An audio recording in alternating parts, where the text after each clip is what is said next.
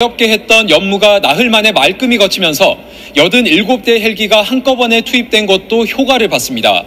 어제 60% 선에 그쳤던 진화율이 오늘 낮 94%까지 빠르게 오르더니 오후 5시쯤 마침내 주불을 잡는 데 성공한 겁니다. 의성 산불에 주불이 잡히면서 통제됐던 중앙고속도로와 서산 영덕고속도로의 양방향 통행도 재개됐습니다. 다만 진화 현장에선 여전히 건조하고 강한 바람을 걱정하고 있습니다. 밤까지 순간적으로 초속 15m 안팎의 강풍이 불 걸로 예보돼 현장에선 재발화 가능성을 염두에 두고 잔불 정리는 물론 불티 감시에 촉각을 곤두세우고 있습니다. 현재까지 의성 산불은 역대 최대의 피해를 낸 것으로 집계되고 있습니다. 경북 북부 5개 시군에 번진 의성 산불의 영향구역은 4만 5천 헥타르를 넘어서면서 이전 최대 산불이었던 지난 2000년 동해안 산불의 피해 규모를 2배가량 넘어섰습니다. 산불 관련 사망자도 추락 헬기 조종사를 포함해 24명으로 집계됐습니다. 경북 5개 시군에선 아직 6천여 명의 대피 주민들이 집으로 돌아가지 못하고 있고요. 주택 등 전소된 건축물 피해는 2,300여 동으로 늘었습니다. 의성 등 산불 피해 지역 5곳이 특별 재난지역으로 지정된 가운데 경상북도는 이들 지역 주민 27만여 명에게 1인당 재난지원금 30만 원을 지급할 계획입니다. 지금까지 안동 산불 대피소에서 MBC 뉴스 김경철입니다. 산불 진화 대원들이 밤샘 진화 작업을 벌이고 있습니다.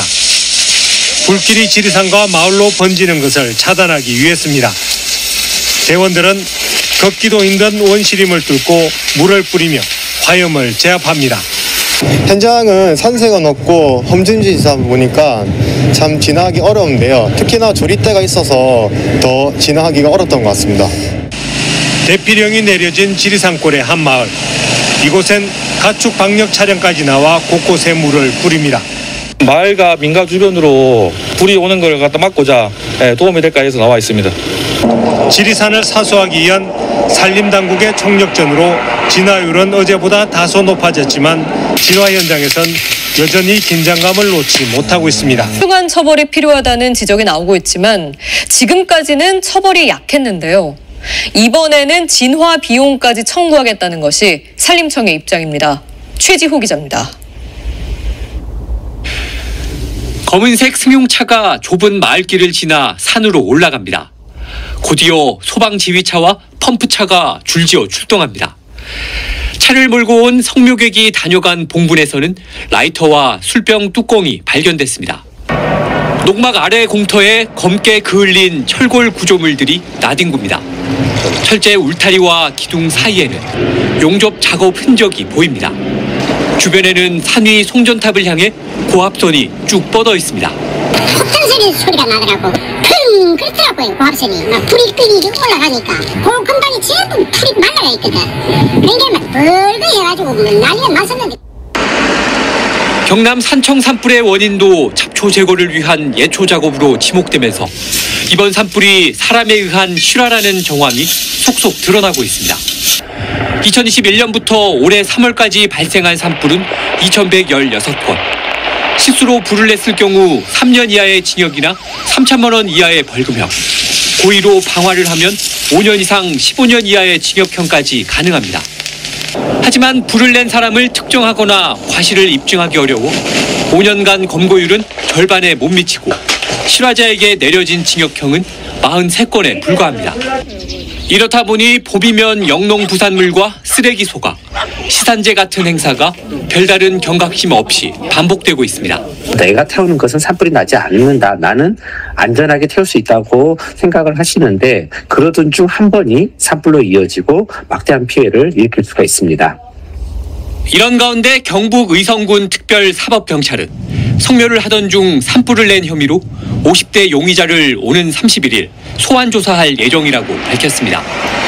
산림청은 산불이 완전히 진화된 이후 산불 유발자들을 고발하고 진화 배상 청구도 진행할 방침입니다. MBC 뉴스 10년 전 울진 산불 때도 상대적으로 불에 잘 타는 소나무가 화마를 키웠다는 분석이 나왔는데요. 전문가들은 불에 강한 화렵수를 베고 소나무 심기를 적극 권장한 정부의 산림 정책부터 원점에서 재검토해야 한다고 지적합니다. 차현진 기자가 취재했습니다. 지난 24일 경북 의성에서 촬영된 드론 영상. 소나무가 울창한 야산에서 엄청난 화염과 함께 검은 연기가 하늘 높이 치솟습니다. 나무 밑둥부터 시작한 불길이 빽빽한 소나무 잎들을 집어삼키며 맹렬히 타오르고 옆으로 또 옆으로 확산합니다. 1960년대 산림녹화 사업 당시 정부는 상대적으로 빨리 자라는 소나무를 대거 조림했습니다. 송이 채취 등을 이유로 화렵수를 솎아베고 소나무 숲을 가꾸는 정책도 펼쳐졌습니다.